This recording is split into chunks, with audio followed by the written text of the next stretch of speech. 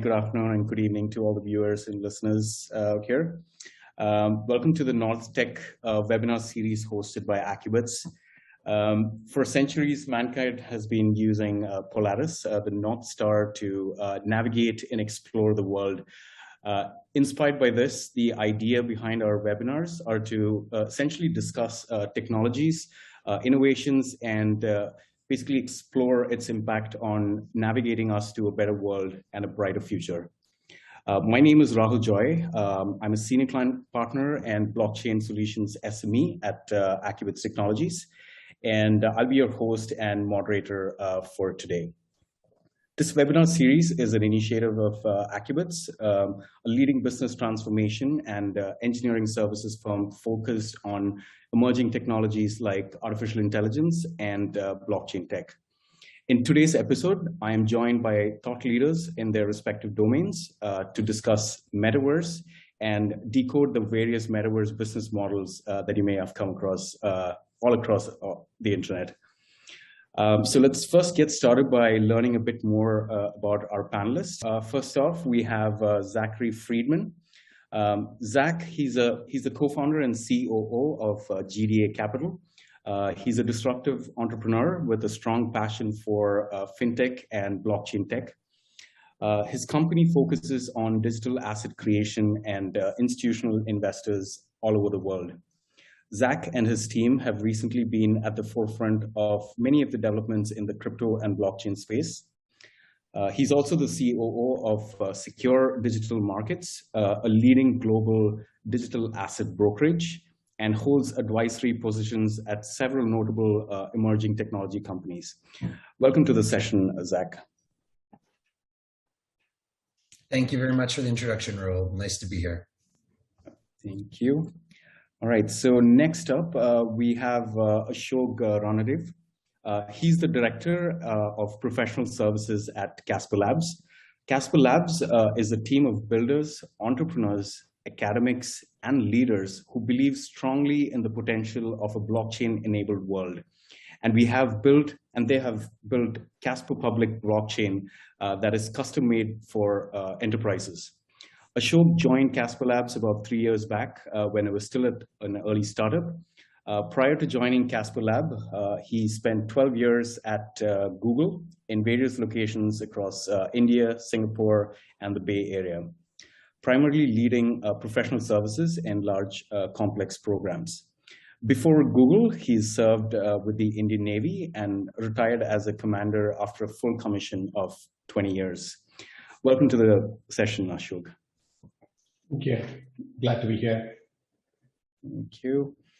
All right, so next up, we have Mario Stefanidis. So Mario is the Vice President of Research at Roundhill Investments. He's responsible for the firm's research activities within the digital media and entertainment sector. He's a frequent contributor to the media, appearing on publications like Bloomberg, Forbes, Barron's, and Cheddar. Additionally, he serves on the firm's investment committee, helping oversee Roundhill's investment activities across all sponsored ETFs and other vehicles. His contributions to the investment space have been extraordinary. Since joining, he's been able to contribute to the firm asset growth from $200 million to $1.4 billion. Welcome to the session, Mario. Yeah, thanks for having me, Rahul. Cheers. And last but not least, we have Adam Funnell. He's the VP of Sales and Development for Accubits EMEA region. He's been advising companies on their Web3 strategies since 2014. He has participated in various panels and presentations on blockchain tech, specializing in the convergence of Web3 and artificial intelligence. Welcome to the session, Adam. Great to be here. Thanks for having us. All right, cool. All right, so we will get to the panel discussion next. So we have a few questions that we can get started with, and I would be addressing that to a panelist each. So one of the first questions that we have is, Metaverse has obviously been a trending topic lately across, especially with Meta investing a ton of investments into it, about $10 billion just this year. So everyone's talking about it, and at the same time, you can find a lot of definitions about what a metaverse is across the internet.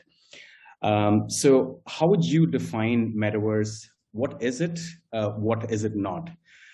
So I'd like to invite Mario to share his thoughts on this topic. Yeah, thank you. And, I think this is the question at the top of everyone's minds, especially given how much the term metaverse took off in 2021. Prior to around mid last year, really the metaverse was kind of hardly spoken of, but we've had these rapid developments in VR, AR, and the infrastructure layer of networking and payments that the metaverse has finally accelerated. And I think in simplest terms, the metaverse is a successor state to the current internet, kind of similar to how the mobile internet was a successor state to, desktop and basic bandwidth internet, and how developments like 4G and 5G have enabled this revolution. I think similarly, the metaverse will also revolutionize the way people interact with each other and with connectivity in general. Going a little deeper, the metaverse is a series of persistent, synchronous 3D virtual spaces that can facilitate hundreds of thousands, if not millions, of concurrent users simultaneously. And the primary access points for these virtual spaces will not only be VR, but will also be AR, as well as interoperability with the physical world as well. I think what the metaverse is not, and what is a common misconception, is it's not virtual reality. It's not putting on a VR headset and playing a game with 10 or 20 other people. The metaverse really envisions something significantly grander and, is not a game or virtual reality. It's this amalgamation of social media, gaming, e-commerce, payments, all of these things coming together in a space that could eventually usurp the physical world. Absolutely. I guess, you rightly mentioned as well, I think a lot of people think of this as just a gaming environment where people can just come in and just play around sorts. But with everything that's happening around, you have, people shelling out millions of dollars just buying property and everything. It really seems to be something that's, going to take off. That's been there, I think. Thank you for your comments, Mario. Any of the other panelists have any comments on this particular topic? One of the useful analogies that I draw, particularly when I'm talking to my strategic partners or clients and enterprises, is imagine that you are on a ship, several centuries back, alongside Columbus and those kind of people who are trying to discover new worlds, and you land upon a new landmass, the field is very open for you. It's a completely new area which has not been habitated before, and you are trying to set rules. You're trying to develop businesses. You're trying to develop communities in this new space. And Metaverse today is something like that, right? It's entirely new to us. The rules of the games are not entirely yet set. There are a huge number of opportunities. Some of them are known to us. A lot of them are unknown to us, right? I think that's the way to look at it from a business or understanding perspective. There is obviously technology behind it, and other aspects, but to perceive it as a new landmass that you're now reached and you're trying to explore and build is a way to relate to it.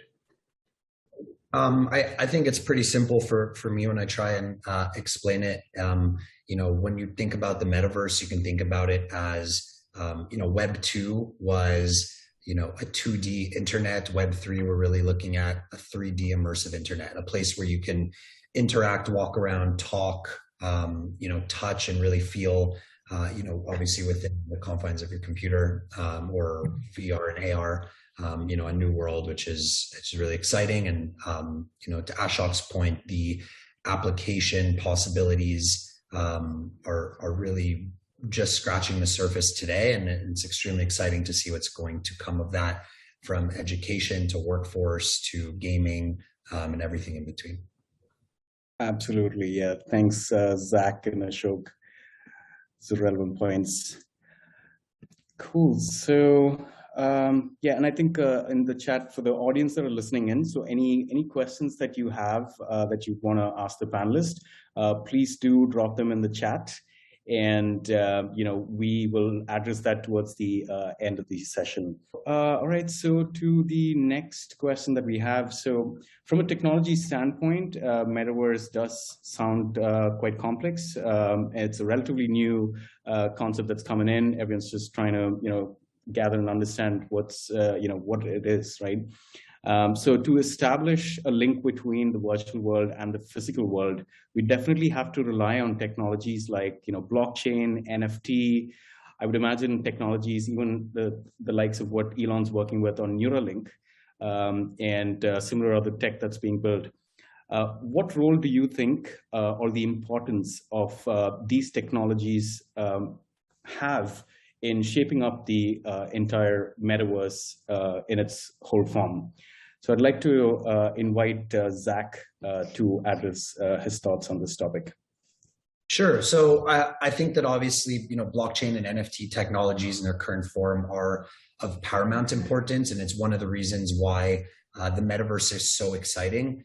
From purely like a graphics and development standpoint, if you look at the metaverses, it's a lot less sophisticated than some of the gaming, engines and experiences that we're used to today. So, people often struggle with the fact of like, how is this metaverse concept, new and different? I think that does tie down to, the use of blockchain technology, and NFTs. And really, I think that allows a more social usable environment where people can transact, where they can access it. You can have, NFT gated access to certain events. You have to have proof of ownership to attend and, participate in different districts, conversations, and areas. It allows value to be transferred. You can actually have ownership of a certain plot of land that, is shown via record. And I really think that has it's the core of the applications that will be built from a gaming perspective. When you talk about metaverse wearables and all the applications that can come in just wearing, clothing and the decentralization of fashion and what that looks like in a metaverse context, all of that is only possible because of these underlying technologies. And what I'm really excited to see is the actual interoperability and transference that is going to, be able to take place across metaverses. We're seeing, obviously there's a few blue chip and larger metaverses that have a bulk of the market share today, but that is going to, we're already seeing a ton of new metaverses come. And when we look at like a multiverse world, what does that interoperability look like? The blockchain will help to permit that, enable it. Absolutely. That makes sense. And do you have any comments on, this is something that, I had a personal interest in, just curious to know more about it. The whole Neuralink tech that Elon's building, where you're trying to, tap literally into the brain, and you're able to essentially, simulate these electrical signals or feed them directly into your brain. Do you think, or what are your thoughts, on the impact of such a technology coming in? Do you think that might collab with the metaverse as such? Are we looking at something like the Matrix? Any comments, Zach, or the rest of the panelists? I mean, I think it's an extremely interesting question. Obviously, there will be an intersection between, the physical world and the metaverse in an increasing capacity, whether it's haptic suits for vibration and stimulation. I mean, we're seeing that with military technology. We're starting to see it in medical technology. We're having like a real world component to what's occurring in the metaverse is happening from, you know, a neurological level, and simulating maybe like creative, like being able to project art or build or create or feel or sense.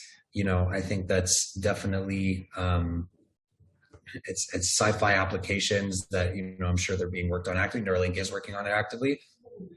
It's definitely in the cards. Yeah. Yeah, I think, and I was going to comment on the interoperability, but I think this is so interesting as well. But I think one of the challenges that hardware creators are grappling with the metaverse is, how do you get a headset on someone and have them be comfortable for multiple hours at a time without eye strain, without, you know, force on their head, and without having to constantly recharge the device. You know, even the Meta Quest, which is one of the most advanced VR headsets out there, can only be played for 2 to 3 hours at a time before requiring to be recharged. And that's with already pretty sophisticated battery technology. And then you have a host of users reporting eye strain and a host of other problems. I think anything you can do to make the experience more seamless from a physical perspective will do nothing but enhance the viability of the metaverse. And for Neuralink, you know, I think it's a pretty invasive thing, but it's probably something that people would opt for if everyone is living in this collective shared series of 3D virtual spaces, and people are spending the vast majority of their time here. You know, I think that's worth the sacrifice if that does come to fruition. And in fact, I think it might be one of the most promising ways for people to access the metaverse versus, again, donning, you know, a headset and having the host of issues that come with that. Yeah, I totally agree with Larry and Zach here. I think these are exciting opportunities. I have seen how technology improves over a period of time. Right, when Google Glass started, it was like a big, huge, bulky, you know, like having 3 laptops on your back. And by the time the product was delivered, it was a miniature camera on your glasses that you wear ordinarily. So it was leaps and bounds of, you know, improvement over technology. And I'm obviously it's a no-brainer that something similar will happen.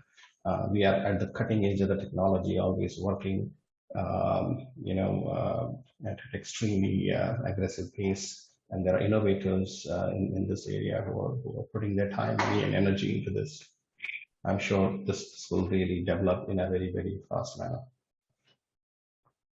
Yeah, thanks for your thoughts.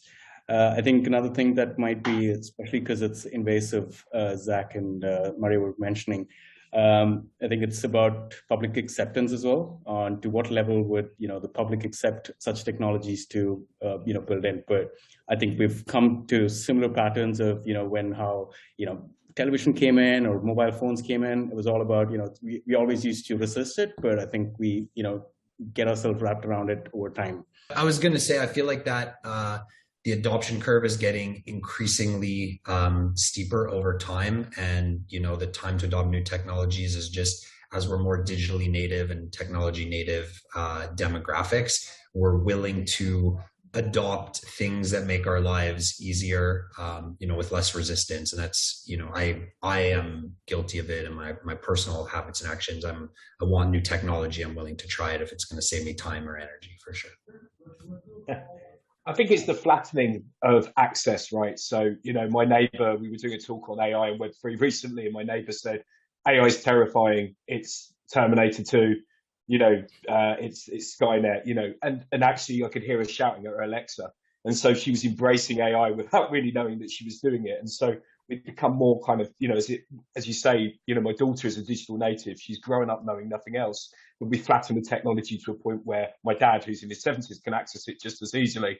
You know, she can put Frozen music on and he can put, you know, whatever he wants to put on without having to fiddle around with controls. So, you know, we start to embrace this, and as it flattens that curve, you know, I think we get very exciting territory.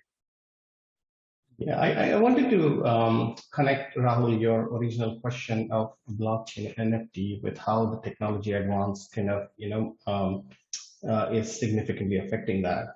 So on 3rd of March, we launched Wise.art as a platform for NFTs, which is underlying Casper technology as the blockchain. The first NFT that we minted was for brooches. And considering the celebrity status of that NFT, it had to be secured in a way that is that cannot be tampered with.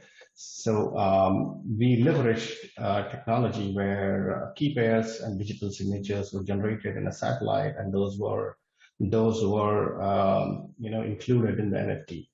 So imagine now a space technology where satellite has been launched, which is communicating with your blockchain and helping you generate NFTs, which are extremely secure, leveraging blockchain as a platform.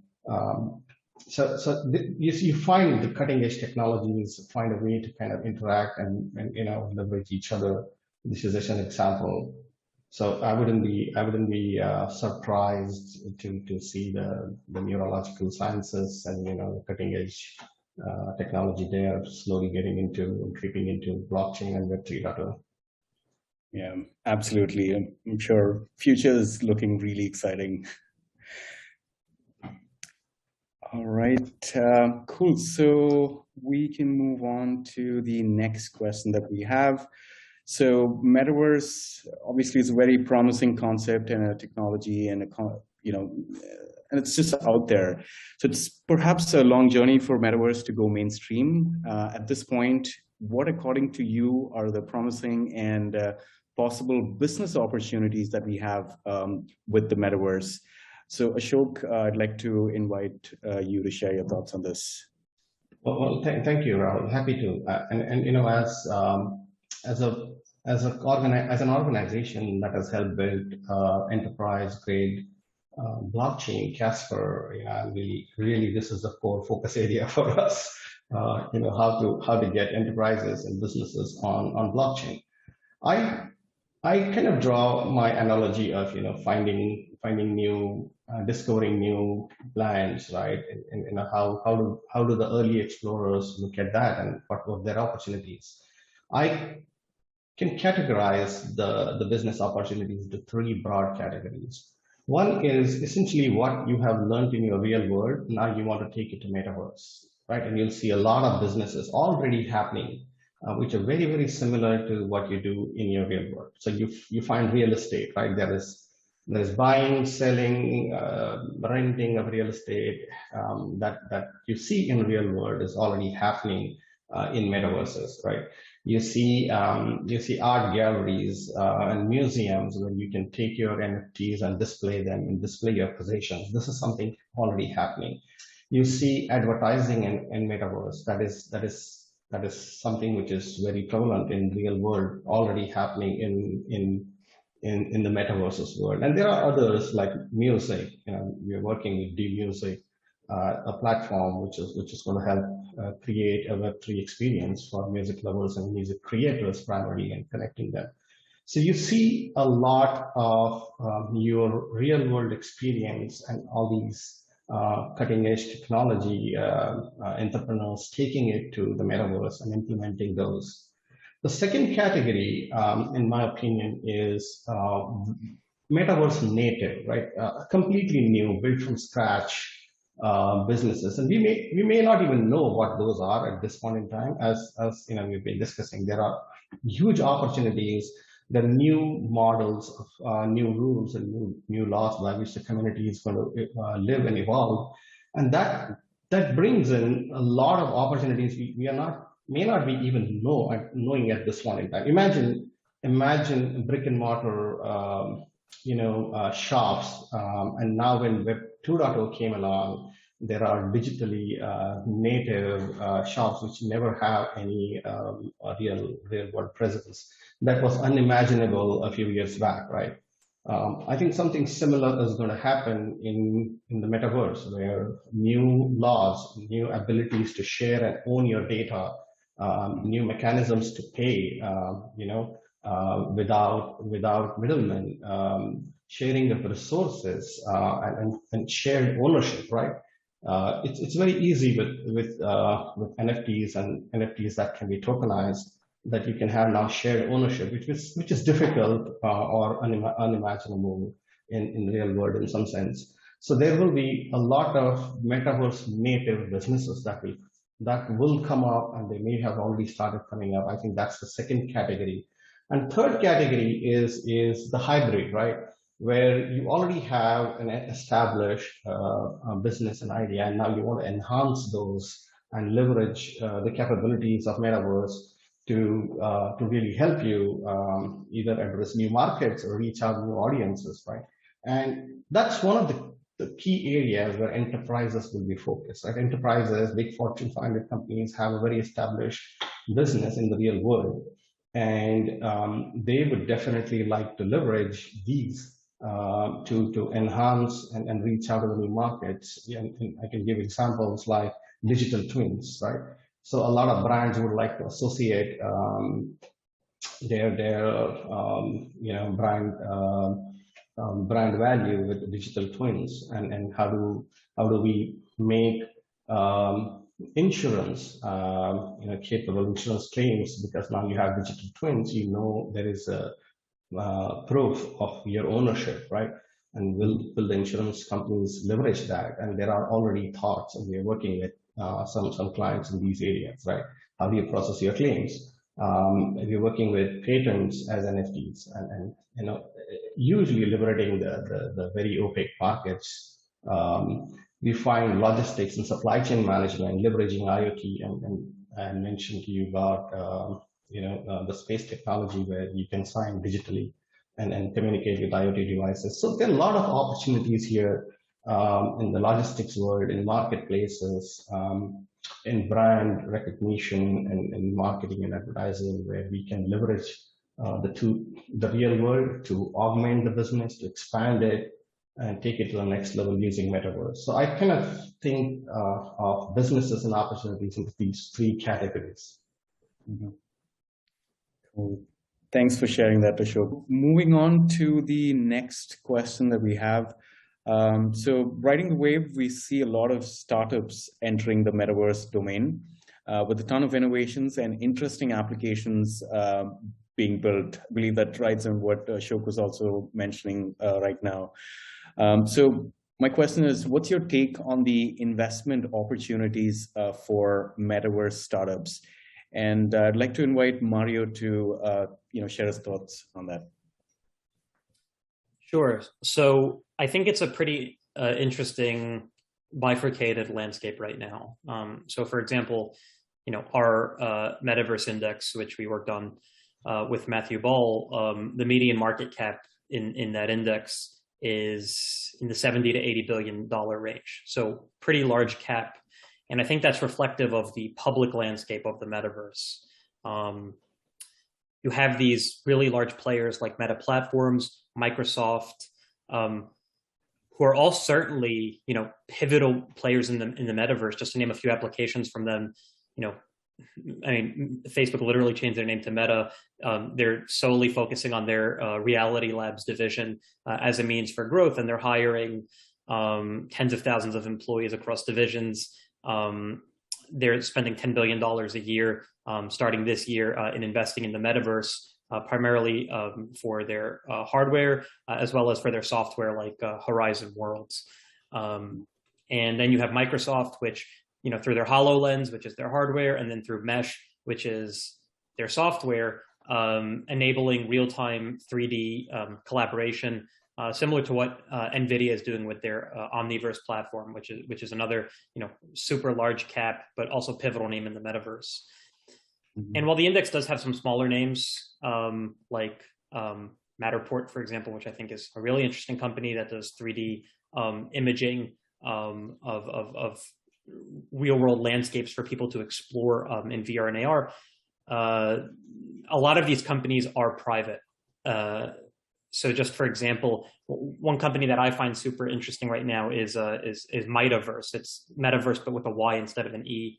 And what they're doing is bringing business meetings. So they're particularly targeting corporate clients into the metaverse, and you're able to simulate everything from like the flight down to like the boardroom, down to like, you know, interacting like at a cocktail party. And I don't know, you know, what the appetite for that will be. I don't know if people will in the future will just want like bang bang meetings without that type of interaction. But I think clearly what this pandemic has shown is there is some craving for that type of social interaction, even if people can't collaborate in person.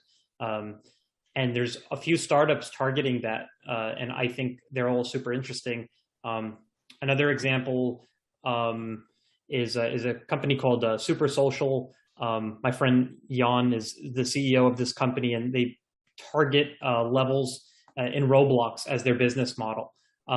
So their whole business model is using Roblox's existing platform within their 70-30 revenue split model, and developing levels for people to play on, and giving their employees benefits, and basically becoming this full service company built off of the Roblox platform. And these types of second derivative companies are super interesting to me.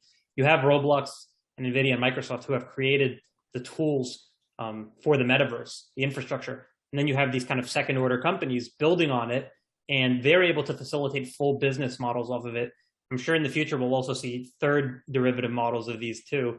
But you know, I think it's going to cascade all the way down. And I think that alludes to Jensen Huang's comments, CEO of NVIDIA, saying that eventually the metaverse will, the economy of the metaverse will eventually become bigger than the physical economy. And you can imagine that happening with these types of investment opportunities and these orders of companies. I also, you know, think play to earn, even though they're not necessarily companies, play to earn games like Axie Infinity, for example, and the token that's associated with them are also examples of kind of these startups. You can't invest in their equity, but you can invest in their token. And depending on the governance of the token, depending on, you know, the demand, which is driven by how many people are playing the game, that could also present an investment opportunity, but something that's also quite difficult to index for public equity investors. Yeah. And I think to take it further, right, like by many different reporting standards, people project and predict that this metaverse market opportunity is, you know, in the hundreds of billions to $1 trillion of economic value. And, you know, we're seeing like a ton of VC inflow. Some of the largest names in the venture capital space in the world are starting dedicated interactive NFT Web3 or metaverse funds, from Sequoia to SoftBank to Coatue to Tiger to Anderson Horowitz. And, you know, we've seen just about probably $15 billion of inflow into, you know, the collective, let's call it like VR metaverse gaming, so like extended metaverse applications over the last little bit. I believe that, you know, from its core, which is just investing into like a scarce asset like metaverse real estate, there's opportunity and benefit. You know, some people have likened it to owning real estate in New York in the 1800s, right? This is the next frontier. This is the new world, as you were talking about explorers on their ship before. So getting involved is important. I think that starts today with education. You know, the investment tools and the ability to access these applications and ventures in private markets is not abundant. It's still limited, you know, to people that are established and in the space and larger check sizes. But I always think about investment as, you know, more than just capital. Investment can be mind share, it can be resources, it can be time, it can be IP. If you are a builder, a creator, you can invest into the ecosystem and into the growth of the space if you believe that it is heading in a certain direction. And, you know, I think that there's merit to that approach as well. So all in all, it's, you know, a very exciting precipice of growth and innovation. And, you know, it's amazing to be at the forefront of it in my ventures and in my kind of even just extended network and conversations. But yeah, I don't think it's going to slow down. And I'm very excited to see where things are headed. I think that's where these types of picks and shovels names come in. these, for the most part, smaller technology startups, some of which are public, that are developing this infrastructure layer for the metaverse. With those types of companies, you don't really need to bet on what is going to be the next big experience. Partially and why I think it's so important to be diversified is if you're betting on the experience side of things. So for example, Roblox, is an experience pretty much. It could become the paramount platform for the next metaverse. It might not. Like, no one can predict the future. But with these infrastructure names that are developing the payment rails, the interoperability standards, the protocols, the digital imaging, the haptics technology of the metaverse, you don't really need to bet on them becoming the next experience player, but you do need to be confident that that sort of technology will be used in the metaverse. And Zach, you were mentioning haptics before. I think haptics are one of the most interesting parts that are currently untapped. Everyone wants to feel realism. It would be a little bit weird and jarring if you're in the metaverse and you're doing some sort of physical contact sport and you're not feeling some sort of resistance. And that's where haptics can come in. And there's so many different applications for it.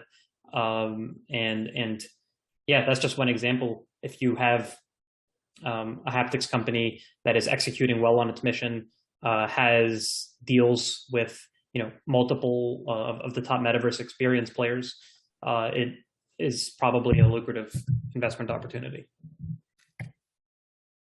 Yeah, I think Zach alluded to it. I think I totally relate to this point that there are many ways to invest, and I think it's really important to get connected with the new, changing, and upcoming technology. One of the things that is helpful is you don't have to own shares, right? You can own tokens, and that availability is much more widely available, and you don't have to invest large sums, and you don't have to be accredited investor, for example, right? So I think that the Web 3.0 in its true nature really opens up our ownership to communities. I think that's really important here. Thanks for sharing your thoughts, guys. Cool. So I think so. I do have a few more questions, but we're overshooting on time a bit. So let's just quickly go to a keynote presentation that Adam has for us, and as and when time permits, we'll get back to the remaining questions, and then we'll also proceed to queries that we have from the audience. So Adam, do you want to take over? Yeah, thanks. I mean, it's really interesting to do a keynote after the panel's been speaking, because I may contradict what everyone's saying, but actually, testing the pulse of the discussion today, we seem pretty aligned in some of the thoughts. So I look forward to presenting that to you. It's interesting, we were talking about NFTs before this. I actually minted one while we were speaking. So I just did a drop, and I just was making sure that I didn't get that on screen instead of the keynote. I can show the panelists that afterwards if anyone's interested. So I'm just going to share my screen, and then we can go ahead with the presentation. Okay, so thanks a lot for joining us today for this keynote speech. We're going to discuss today really how we decode the metaverse and the opportunities that lie within. I think it's a subject for me that brings as much excitement as it does confusion. It's a buzzword that's thrown around quite a lot by people that we speak to, and certainly been something that many of our clients are asking us, or new leads are coming in and wanting to talk about. It really is something that, unless you've been living under a rock, that you'd be fully aware of at least the term metaverse or the concept metaverse. And I think very high profile keynote speeches that we've seen from some big tech companies lately really reflect that. I think once we started to sort of decode what it is and start to understand what it is a little bit more, sometimes people are quite confused even more. So it's important for us to sort of understand this. But looking for a term, this was one that I came across that I think sums up the metaverse very nicely. We're looking at an interoperable world where multiple virtual worlds can connect together almost seamlessly. And we have certain elements of that right now. We've seen certain, opportunities in coming in, and we go back to what actually when the term came from is very, very interesting. I wonder if any of the panelists know today where the term metaverse was first coined, or where that was first came across, because it was something I had to find out by research. And actually, the books. Yeah, I mean, this is like anytime you Google like the metaverse, like I feel like the first sentence of every piece is the metaverse from the book Snow Crash, and that's what it's from. Yeah, absolutely. It's an interesting one, because I think where we are is, if we look at the view of the metaverse from that novel, it was a strange place where governments were essentially pushed aside and it was run by big corporations. So I was very interested to sort of go down that. But my first experience of something that resembled the metaverse was actually Neuromancer, which is the cyberpunk novel where people went into a place called the Matrix. I found that very, very interesting. And you know, obviously the Matrix has certain connotations now, as it's so stuck into the zeitgeist of our understanding as something quite scary, as a sort of mass hallucination where humans are mining energy for robots that have taken over. And so you can see where some of the misconceptions and fear might come from. So we've seen a lot with big businesses recently. Obviously, you know, Facebook is so in for it that they've actually changed their name, as was mentioned earlier. We've seen some high-profile conversations from Samsung in their recent keynote speech. But just today I was reading about HSBC actually buying into the sandbox to offer financial services. And of course, Walmart have been showing off some very impressive demos around what the shopping experience might look like in the metaverse. In Grayscale, I believe, we predicted that, you know, this is $1 trillion industry. And we're certainly seeing signs of that from the big players that are rushing towards it. I think, sorry, I've just lost some of my notes there, but I'm just going to go through. So let's think about the evolution of this, really. Early experiments in the 60s around creating and exploring digital worlds by a computer was actually an experiment in the 1960s.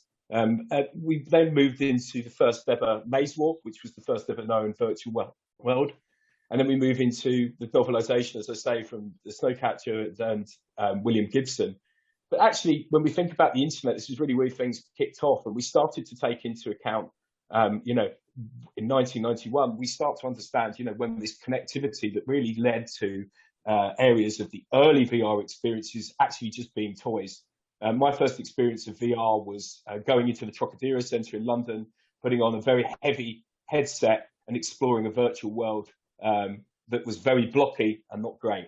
It was nothing more than a toy. Another experiment that I had was with a Nintendo that gave me a glove that allowed me to operate in the world, but it was nothing more than a novelty because the technology wasn't there to catch up. My first experience of a metaverse type experience was going into Second Life. When I got there, I was very interested to understand, as I spoke to people in this realm, you know, what their real worlds were. And actually, you could tell an accountant I was speaking to who was covered in tribal tattoos and had a helicopter gunship tattoo parked outside of his condo. And actually, I remember reading about Lily Allen, the musician, was actually offered Bitcoin to perform, which she actually turned down. I'm sure she regrets that now. But where we started to understand is, I think about interactivity and how we communicate. And we're social animals after all. And I think when we think about, you know, when I first had the experience of speaking to people online, I relied on message boards. I'd go into Yahoo Messages and I'd talk about music and I'd wait for a response. And sometimes that response would come within an hour, a bit like email. You know, it wasn't as dynamic and fast as I wanted it to be. And so immediately when we start to get into the Facebook experience, we could interact in real time. We could get on chats, we could share memories, we could start to interact with each other a little bit more. I think when we're looking at the natives in this, you know, when we start to look at the augmented reality experience that we've been speaking about, Google Maps, for example, was something that I didn't feel we could leave out because that's our first experience of really dropping ourselves anywhere in the world just by typing in a postcode. I remember actually going to look at where I was going to go on holiday by dropping ourselves in. And so I think as an audience, we're ready to start experiencing this. It's interesting, when we're talking about Roblox, you know, this is something that really took me by surprise. And I'm also very aware of the secondary industries that are cropping up inside it around level creation, etc. So, you know, the time is right, I feel, for us to start to fully embrace, or consumers to fully embrace, the metaverse. So I'm looking for Matthew Ball as a VC that spent a lot of time working on this. We thought about the pillars that are available. So we have here that essentially we have, so when we think about science fiction sometimes becoming fact, we have Matthew Ball, who's a venture capitalist who studied the metaverse closely. And last year, he wrote a series of articles about where things are headed in the next decade. He broke down the various technologies and protocols that need to come together to create the metaverse. And Ball categorizes the metaverse into 8 core features, which can be thought of as a stack. For us, it's clear that there will be a first big wave of innovation over the next 12 to 24 months. And one of the big breakthroughs will really be mixed reality. And much of the research that we're looking at tells us that. Again, pushing this forward is a convergence of technologies and social forces, obviously the onset of 5G, and there was also more intense virtual collaboration accelerated by our time with COVID-19, where we were forced into lockdown and forced online. Some of us are joking about, how much money's been spent in digital transformation, but actually it took a pandemic for people to start interacting with their colleagues online without actually coming into the office and working more flexibly. So when we're also thinking about the characteristics of the metaverse, we're really thinking about a few key pillars here. So first of all, we're thinking about persistence. So this will exist regardless of time and place. We're looking at synchronicity. So the participants in the metaverse will be able to interact with one another and the digital world in real time. And also we're thinking about availability. So everyone will be able to log on simultaneously and there'll be no cap on the number of participants. We see concerts actually happening within Fortnite, which is obviously a place where people normally are shooting each other, and they put in a non-battle royale area where a concert is performed for 12 million people. That's the sort of reach that no artist could ever get. I think biggest concert that I've ever read about was Iron Maiden in Brazil, and I think they played to 1 million people. But it doesn't get much bigger than that.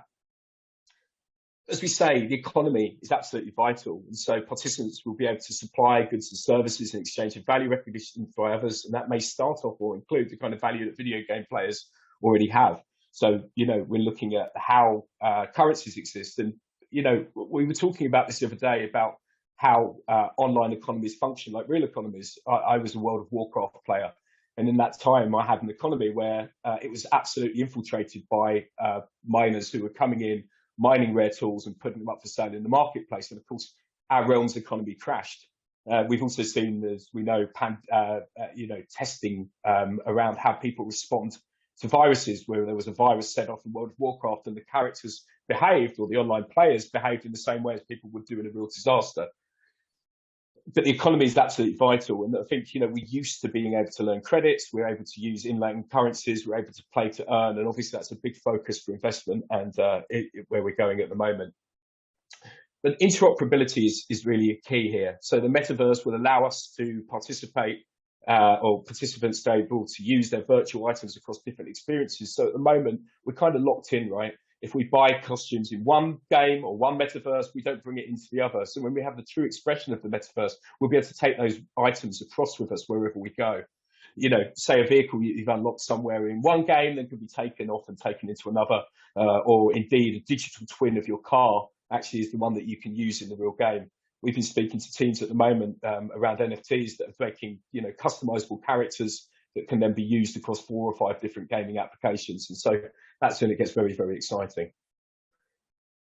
Big question, is the time right? Well, absolutely. I think when I've been looking at, the opportunities and how we've got here, it's absolutely key to us to understand, what's happening and where it's going.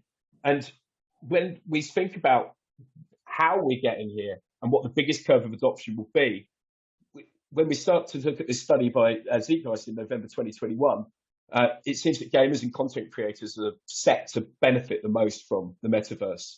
43% of those interviewed said that they felt that it would make gaming more popular, and so for content would improve, social gaming would improve, it would make gaming more accessible for new audiences, and it would provide more opportunities for independent gaming developers.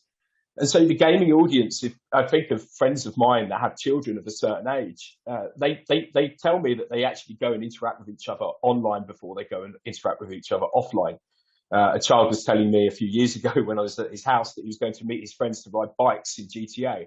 And I felt something quite sad about that, but I was also quite impressed by the innovation of it. His parents had given him a world where he was told that there was, danger, and he felt that he had a safe online environment. But I'm going to talk more about that in a minute, because I think there's a lot of responsibility around the ethics of what we're building here. Also, as consumers, as they started to study and understand this a bit more, even if people don't understand what the metaverse is, they still want to get involved somehow. If you look here, that we say that 37% of they're aware, but they don't know what it is. 33% said, I'm aware and I know what it is, and 30% are unaware. So we've really seen this sort of mass adoption from consumers. But interestingly, when we looked at the information around people who are saying that they hadn't heard of it, they also wanted to participate in it. And potentially, I think we've seen some of this from our interactions during COVID-19. As we touched on before with that, I think what we do is that, when we suddenly had people interacting and needing to participate in Zoom, we have this place where, I hadn't been able to get my parents to use Zoom forever. But only when we were locked down, not able to see them, suddenly they were pushed into transforming. And somebody said to me very recently that, when we were talking about opportunities in the metaverse, if you haven't got access to the metaverse, it's like not having access to a car. You're going to get by, but things are going to be a little bit more different. They're going to be a little bit slower to access. And so during COVID-19, we saw people do watch parties to enjoy films together. We saw online communities become the go-to place, and people, actually looking for new business opportunities, new ways to make money. And they were forced into that situation, and many of them stuck. There's a lot of talk around crypto and adoption and how much COVID-19 did for that. And I think there's some truth to that. I've spoken to many people who during lockdown changed their lives quite significantly. And in fact, when we're talking about virtual land, some gentlemen who had been furloughed decided to start buying it and are now very wealthy as a result of the new frontier that they were buying and trading in. So let's get to the business thesis here, because I think that's absolutely vital to what we're talking about. It's coming, and it's going to potentially change how we work and shop and interact forever. And as I mentioned earlier, metaverse potentially more disruptive than the evolution of the smartphone. So let's talk about 4 areas that we think can be transformed by the metaverse as it evolves. So first of all, we've spoken about it a bit already. We're talking about the enhancement of real-world experiences. So we already live in this hybrid world of online and offline, and especially over the last year, as we mentioned, with the ongoing pandemic. From video calls to messaging, we're more connected than ever. And in fact, although working very hard within, Web3 and, the kind of experiences and different groups that I'm chatting with, it's very important that, we try and take time for our mental health and well-being, because we live in such a connected world that sometimes it can get, just that bit too much. But actually, when we're thinking about the metaverse, it actually aims to simplify these with less friction and by enhancing physical world experiences. So we see a lot with augmented reality. Recently, I went to buy a new sofa and I was able to show what it looked like in the sitting room as I take a photograph. Recently, I wanted to buy a watch and I wasn't sure whether it was just too big for my watch. So I was able to use augmented reality to show me what the watch would look like on there. So we're seeing these experiences already. And as people are starting to think about, how do we enhance and give this experience of people being able to connect what happens in the real world and in the physical space, I think we're going to start to see people connecting and having a similar experience online as they have in the real world. What I mean by that is, I could probably go and decide that I wanted to go to see something with a friend who's miles away, and we could go and experience that in the same way. They would have a similar online experience as an offline experience, but actually enhancing the online and the real world experience is absolutely something that I'm getting incredibly excited about. You can imagine going to a place of historical interest and immediately you could bring buildings back to life in the real space, and that would then leverage or become very similar to the experience that somebody who could view it online. I think this is an area that's absolutely ripe for changing. Then commerce. We think here that, many more now, and especially what's seen in the UK, and I know the situation is similar in many places across the world, is that, the high street as we view it and the retail experience is changing and dying quite rapidly.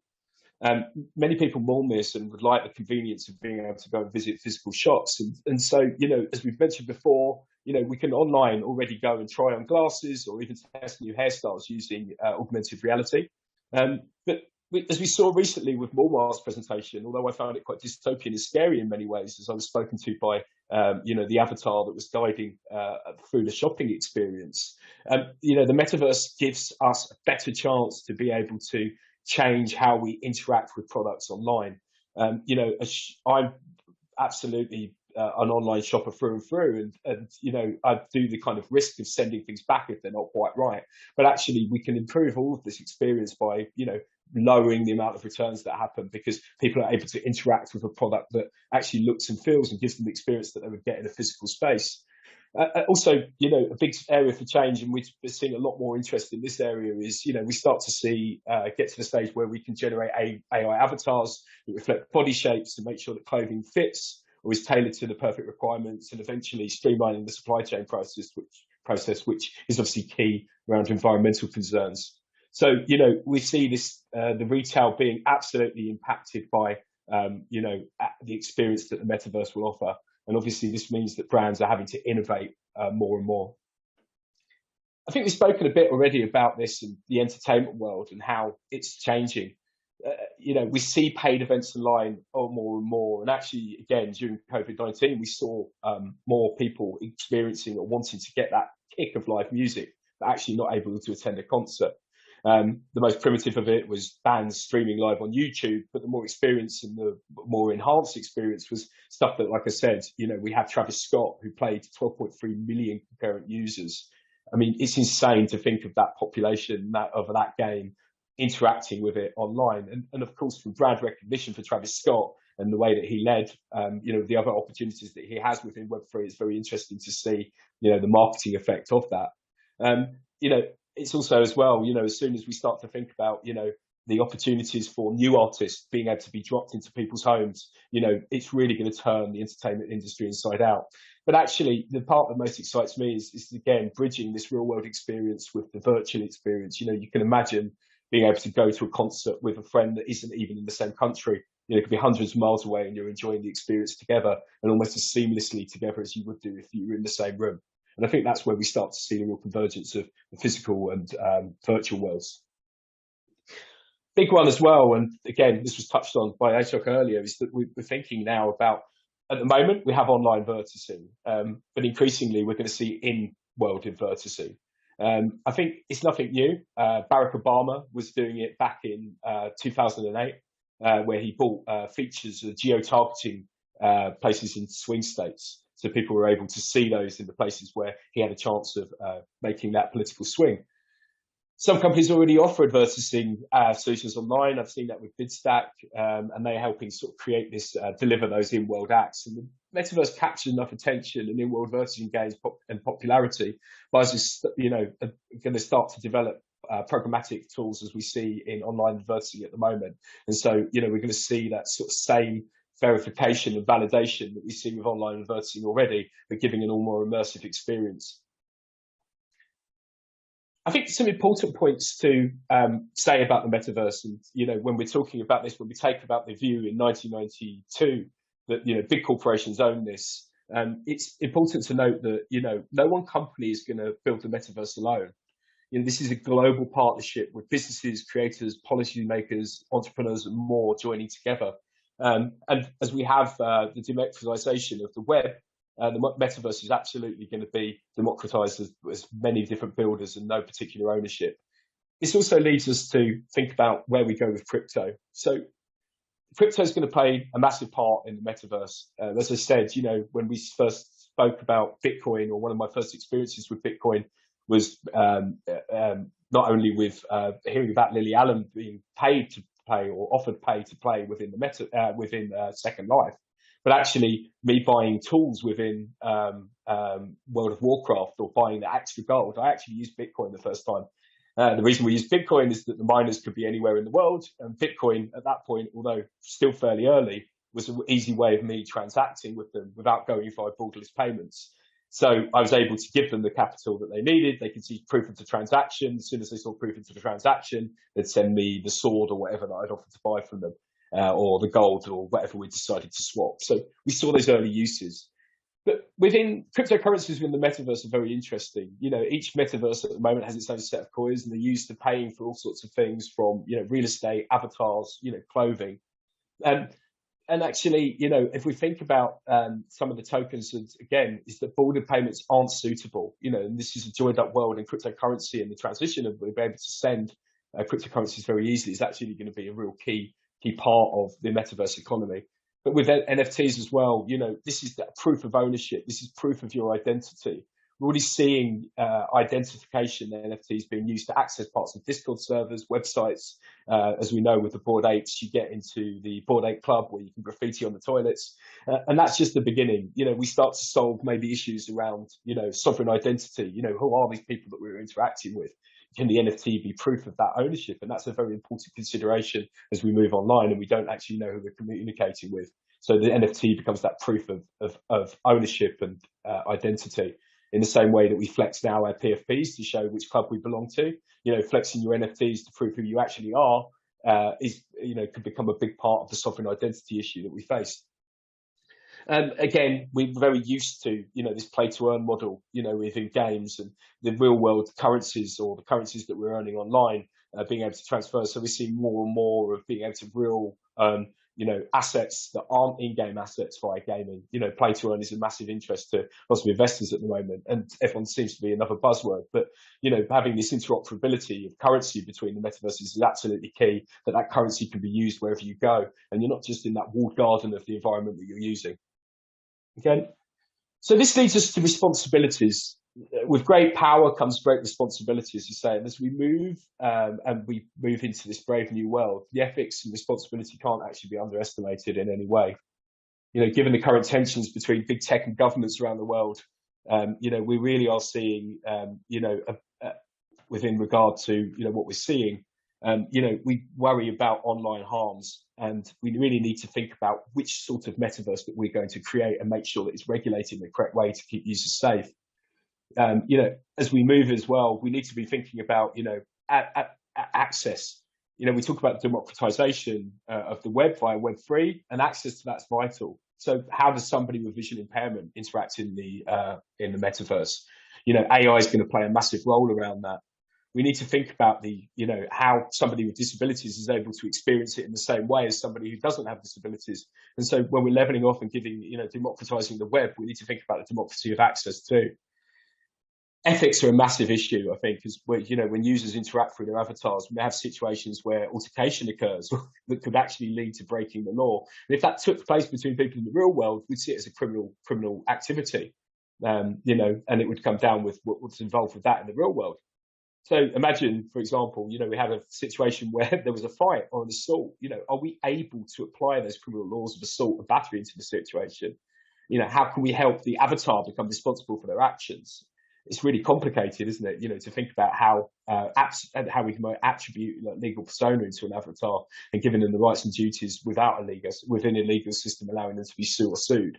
When are we going to start to see those first cases of suing or responses to the equivalent of a Me Too within the metaverse? Another legal implication and a big concern is data. We're going to be using and sharing more and more data as we move into the metaverse, and this is going to start to expose categories that we, for processing that we haven't considered before. As the games start to learn, or the metaverse starts to learn about facial expressions, gestures, and other types of reaction, this is going to be really, really key.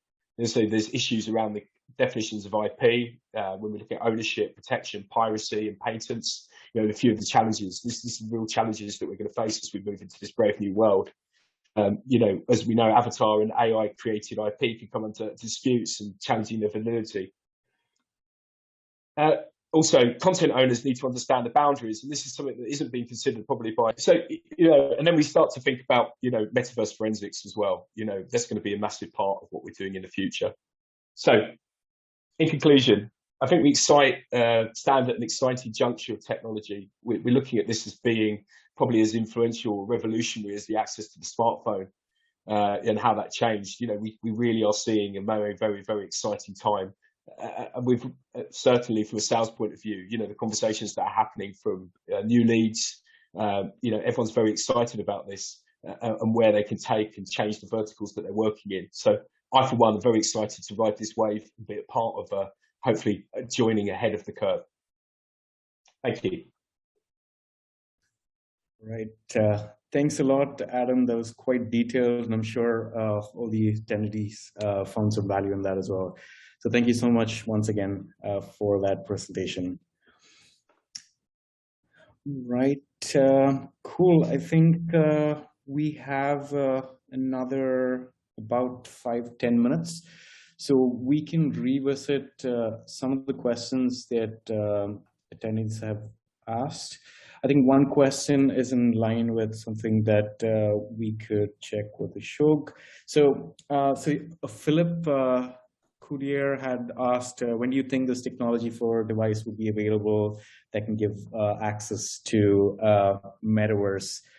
So I think in the context of Metaverse, the larger question is, what are the changes that is required from a technology perspective for it to be more accessible to the masses? And how do you think the market would evolve to overcome these challenges? I'm sure hardware upgrades are something that's of immense importance in this context, but what are your thoughts on that, Ashok, if you could share some? I think this is a very, very relevant question. And, accessibility is a big issue.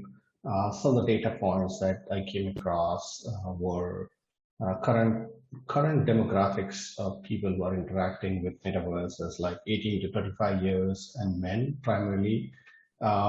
This obviously means that if I draw the analogy of you discovering a new landmass, we need to set the rules of the community in a way that it's more equitable, more inclusive. And I think this is something that we need to think about from the very get-go. It's preferable to not land in a situation where we develop a technology and now that we realize it doesn't address certain major parts of our society and then try to patch it, to fix it, to improve it, but rather get people who are who should be participating in the metaverse involved from the very beginning. So definitely right now we see that the digital divide that we see is only going to grow with metaverse, and unless we very consciously take steps to address those challenges. So definitely looking at different socioeconomic profiles, different demographics, and making sure that more inclusive tools are available. It's important because unless a community is diverse, it's not going to be healthy. It's known in every field, including biology, that diversity brings more healthier environment. So in my opinion, larger participation of women and other genders into the metaverse, being conscious of accessibility issues for people who are differently abled. I think all these things are crucial and important to make sure that we create a metaverse that is inclusive and something that we can live by. There have been reports that we have come across of including harassment happening on metaverse or assault happening on metaverse. So these are really concerning situations, and like any other place, these things will happen. What we need to do is to have a mechanism in place as to how to address that. If somebody assaults you in real world, you have places to go and address those situation and concern. In metaverse right now, it's Wild West, right? There's no place where you can really go to, and it's governed by communities, so there are no authorities to. So we have to look at these issues and these problems that can come, and start thinking about, particularly those who are leaders, entrepreneurs, thought leaders in this need to look at how to make the metaverse more approachable, inclusive, and more even for every type of socioeconomic and gender and racial background. This also relates very, very directly with the businesses, right? The moment we say that the main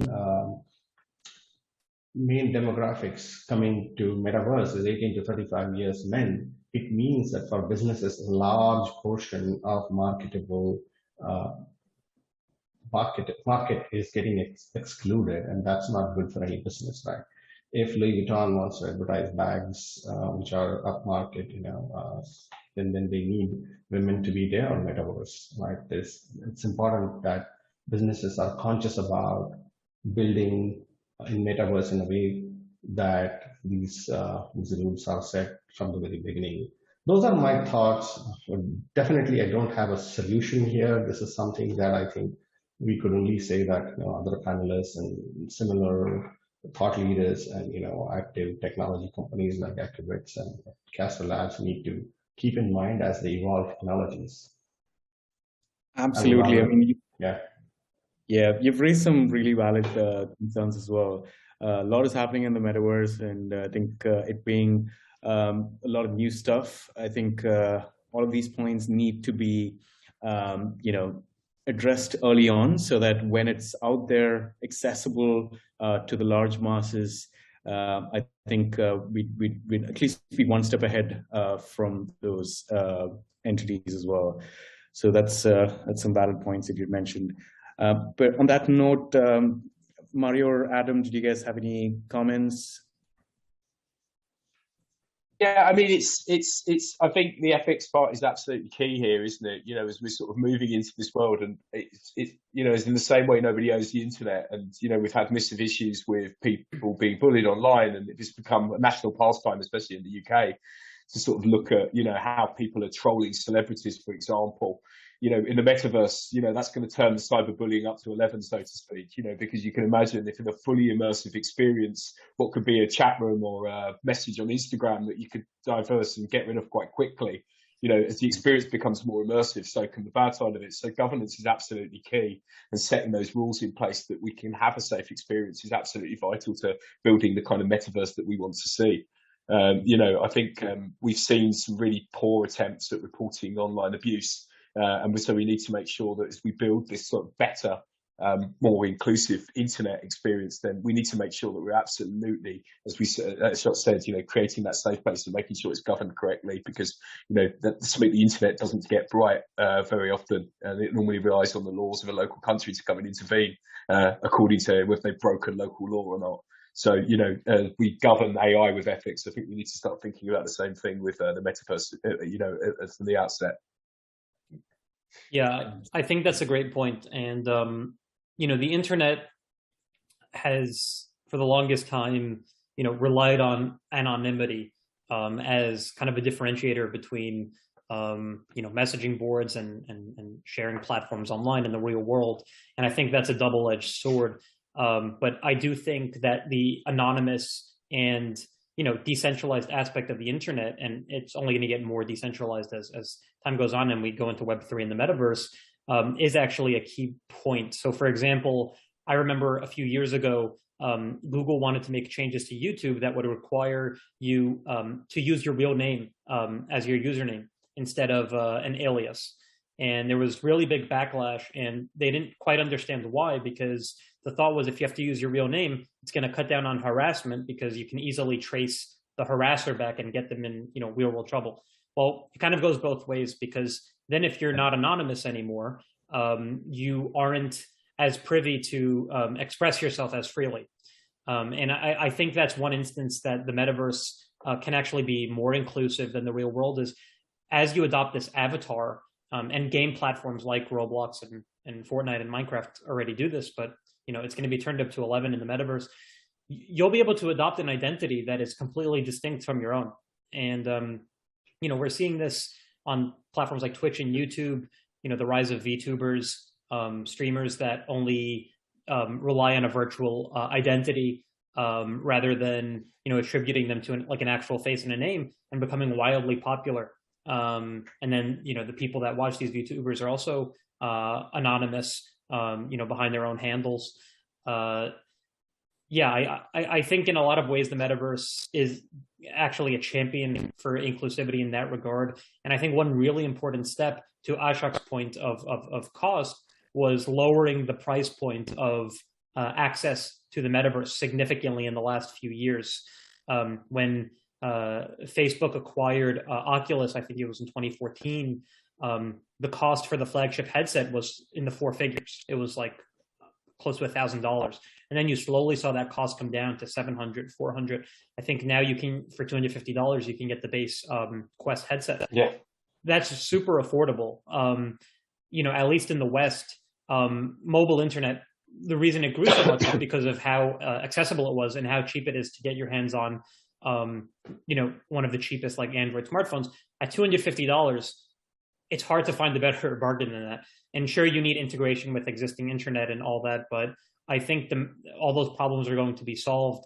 And from a cost perspective, from an anonymity perspective, I think you have a super inclusive environment that still does need to figure out the problem of, you know, harassment behind anonymous identities. But I don't think the solution to that is something draconian, like forcing everyone to divulge who they really are in the real world. Yeah, absolutely. I mean, I think it's interesting, you know, with the NFT communities, you know, who we see this sort of level playing field that you don't know who you're speaking to behind the profile pictures. And, you know, someone said to me the other day, well, I could just right click it and I'll put it as my, I said, well, do you know how the community would respond to that? So we're seeing that self-governance, that people have those responsibilities in the tribal thing to know that if somebody was using a fake profile picture, they're not relying on technology to sniff it out. They're relying on the community to sniff it out. So I think it's interesting to see that sort of tribalism. You know, recently somebody with, you know, we immediately knew it wasn't the person in the Discord community because it wasn't their profile picture. We knew who owned that avatar. So, you know, and that JPEG. So it's interesting to see how this sort of self-governing models come along and that tribalism's built in and that sort of culture, you know, that will ultimately become a part of the metaverse, because, you know, in the real world, we do the same thing, right? It's just that we're doing it in a new place. And so these are new systems and new tribalism will sort of establish themselves as they go along. Absolutely, yeah. Thanks for sharing that, Adam and Mario. Cool, I think we're overshooting. Just one last question and we will probably get to closing statements. So 16 Crutchfield has asked, why are prices so high already? I think the context of that would be the metaverse land purchases. You'd imagine when some technology like this starts, it would probably start at the lower end. But I think even for me, for the longest time when I checked prices in the metaverse, I think it had a base price of about $7,000 for a plot of land. So yeah, why do you reckon something like this, you know, starts with such a high price and people paying millions of dollars, and you know, top companies, banks, and are investing money into this in the order of millions to make this happen as well? So why do you think this has happened so early on? Any of the panelists can take this question. Yes, I was going to say the same reason that somebody's paying, you know, $40,000 up to $1 million for an ape, right? You know, the hype's there and people are getting involved and that's pushing the prices up. You know, as I said, I mentioned during the talk, you know, I've got some really good friends of mine who are essentially, you know, land barons in the sandbox. You know, at the right time invest and then treat it like any other real estate transaction. I think the attention's so much on it, and I think the analogy she used was about Manhattan being bought from Native Americans. Well, the internet didn't exist then, and so the hype wasn't there that they knew what they were sitting on. So seeing that sort of hype cycle, and I think that's sort of driving the prices up for stuff. You know, a lot of this stuff is overvalued, and that leads to the bubble. So it's interesting to see whether it maintains those high prices or whether that is just a hype. I think when we're seeing, you know, big businesses now investing in it at that prices, that may do something to sustain it. But yeah, I think we're just seeing that kind of, you know, that response to the hype around it. I have a couple of points there to make. So one thing is the technology right now is accessible to mostly the haves. So they have the means to pay those kind of prices. So essentially, people with those means are the ones who are playing with the technology. So obviously, the market is kind of limited in that scope, right? So that's one of the reasons. The second point is a high or a low is a relative term. A Bitcoin, when it reached $100, it was considered very high at that point in time. right? But now you don't think it's high. $800 are very low. So high and low are relative terms.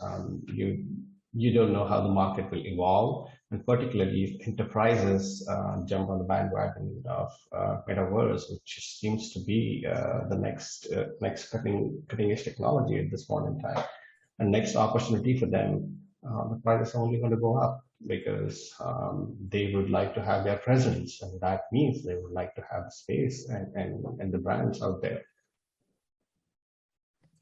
Yeah, and this whole topic of digital collectibles is something I could talk about, for like a whole hour, honestly. But digital collectibles are not new to the online landscape. Adam, you were talking about Second Life. I think that's a good example. Second Life has been out for over 20 years. Real estate in Second Life has been selling for hundreds of thousands of dollars for decades. EVE Online, another huge MMORPG where people battle in these like massive spaceships. I think the top of the line spaceship, at least last time I checked, is like in the order of like $7,000 to $20,000 plus. And again, another game that's been out for 2 decades. So this is not new. What is new is the authentication of ownership for the first time via the blockchain. That never happened before. Games like you might play on Steam or, these MMORPGs, they've always had digital collectibles, but they've been unique to your character for the most part. You can trade them with other people, but there's no way to check, for example, if the item was hacked or duplicated or stolen or whatnot. The blockchain provides a verifiable ledger of all transactions instantaneously. And that's the game changer. And that's why I think these items should command a premium over traditional digital collectibles, but also while noting digital collectibles have always had value. It's whatever value people want to ascribe to them. And in the case of crypto, it has to do, like I alluded earlier, to the governance of the coin, to supply and demand, to how the protocol is written. For example, Bitcoin, I think you can't have more than like 21 or 22 million Bitcoin in existence ever. That 21 million, that creates scarcity. So in ways, you have a scarce asset there. You have a scarce asset that's tangible in the real world. What price do you ascribe to it? And like the NFT part is new, but the newness, I think, is what is creating this boom. Is people really excited about this prospect, and for the first time, seeing digital collectibles in this revolutionary way on these marketplaces like OpenSea, where all kinds of NFTs can be bought, from real estate to artwork. It's really limitless. And again, that has to do with the interoperability we were talking about of the metaverse. NFTs transferring between game to game. I think just to add to Mario's point, blockchain brought the proof of ownership, but it also enabled transfer of ownership without the middleman, right? So if you play a game for a particular company, if you want to do anything with whatever you get as rewards, you have to deal with that particular video gaming company, right? Here, the market is open. You have the ownership and you can do whatever you want.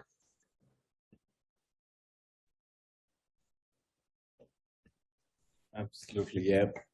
Thank you for your comments. I think we've quite overshot on time, so we will probably wind up in another minute or two. So before we wind up, any final closing statements that any of the panelists would like to make? Maybe start with Ashok. Do you want to make any closing statements regarding this topic? Yeah, I mean, great topic and great discussion. Thanks for inviting me on this panel. Listening to other speakers was great, and their thoughts. I feel like Metaverse is the next cutting edge frontier that we all are trying to conquer. I think we should do it consciously. We should do it with awareness of our responsibilities. I think Adam talked about responsibilities of creators and participants. And let's create a world in the Metaverse that is ideal, that is equitable, that is inclusive, and a happy place for everyone. Maybe this is the heaven we always talk about. Of course, yeah.